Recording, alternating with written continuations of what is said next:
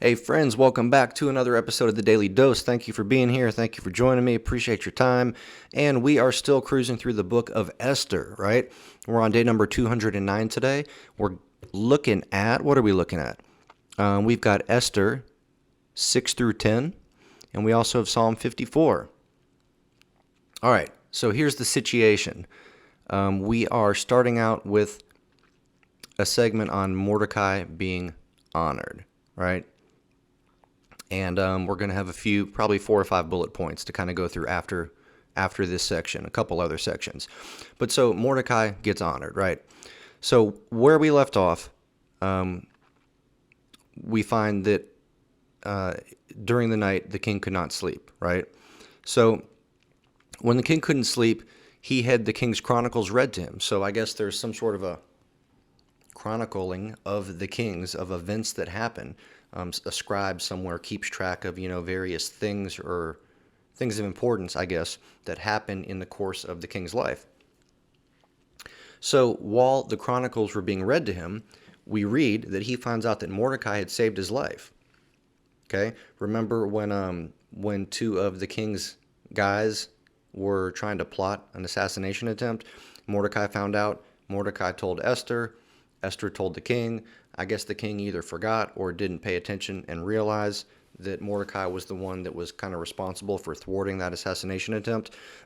But I guess it was recorded in the annals of the king's life, in his chronicles. So when the king is being read, because he can't sleep, he's being read to, he finds out, hey, Mordecai saved my life. Yo, I need to honor that dude, right? So anyways, we read that Haman ends up walking in, and the king asks him, hey, Haman, what should I do for somebody that I want to honor, right? I've got somebody, I'm not going to name any names, but I've got somebody that I want to honor. What do you think I should do? Okay? Now, Haman, being as arrogant as he was like, oh, the king's got to be talking about me. I'm sure he's talking about me. Let me see here. What would I like? So, Haman suggests all this extravagant stuff, right? This laundry list of all this extravagant stuff that the king can do for the person that the king wants to honor, whom he arrogantly believes is himself, right? So the king agrees. The king says, all right, Haman, go do that for Mordecai.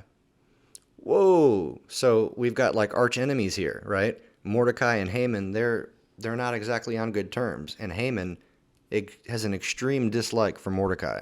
So now, not only is Mordecai being honored, but the king is making Haman go gather all the stuff and do all of these things to honor Mordecai. So I'm sure Haman was about to blow his lid.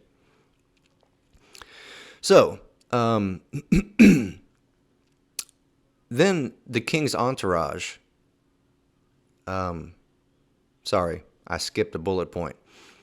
So Haman does it, right? Haman goes and does what he needs to. Then he goes back home and he complains. Complains to his family, complains about what the king made him do, complains about how much he dislikes Mordecai. Friends, don't be a Haman. Don't complain. How often do we complain, right?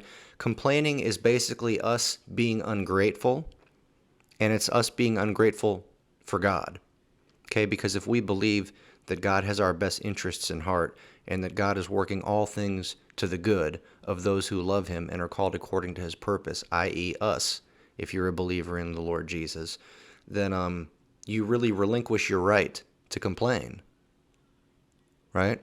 You relinquish your right to complain. So let's not be Hamans. Let's not complain about everything. I've got an exercise for you, okay?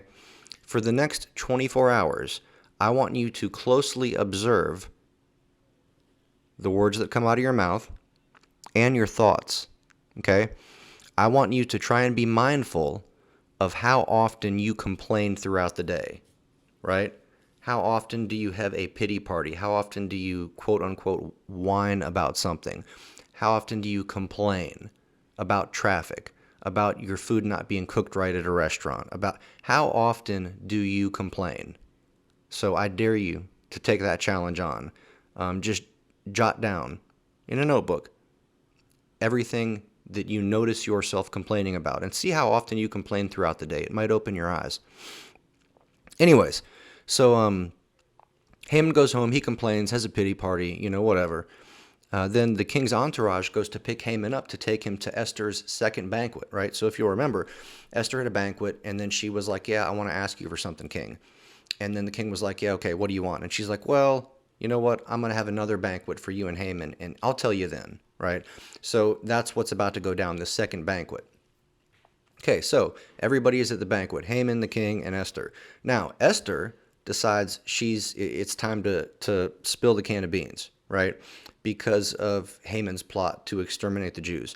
Esther tells the king basically that she is Jewish, and she asks for mercy. Okay?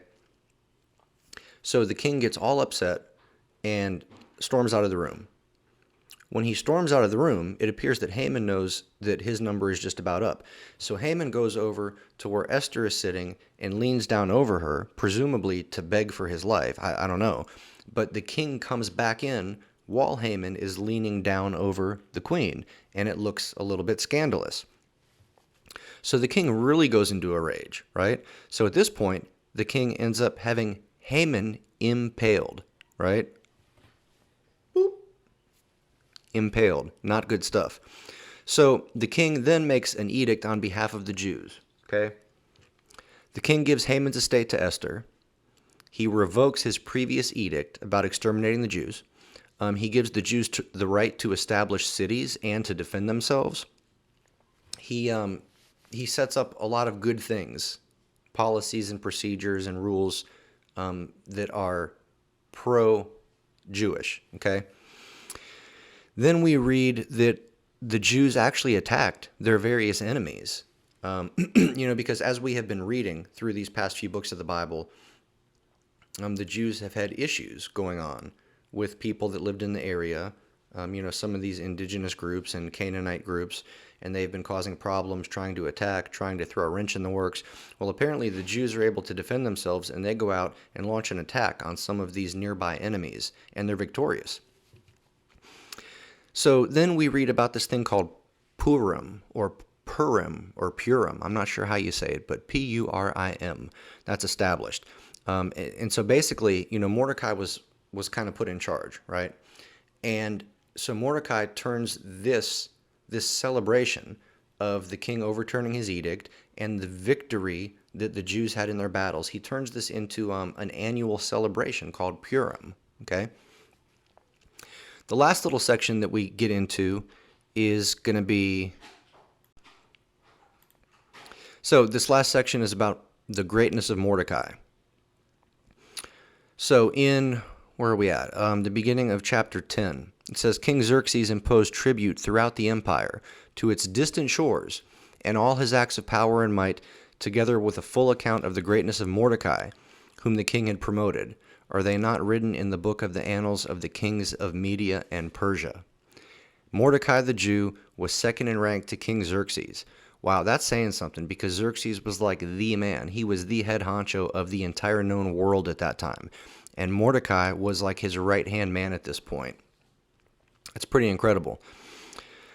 And he was held in high esteem among his fellow Jews because he worked for the good of his people and spoke up for the welfare of all the Jews.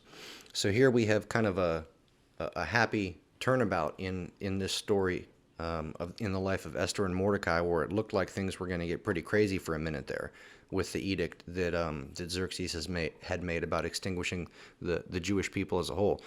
So all's well that ends well.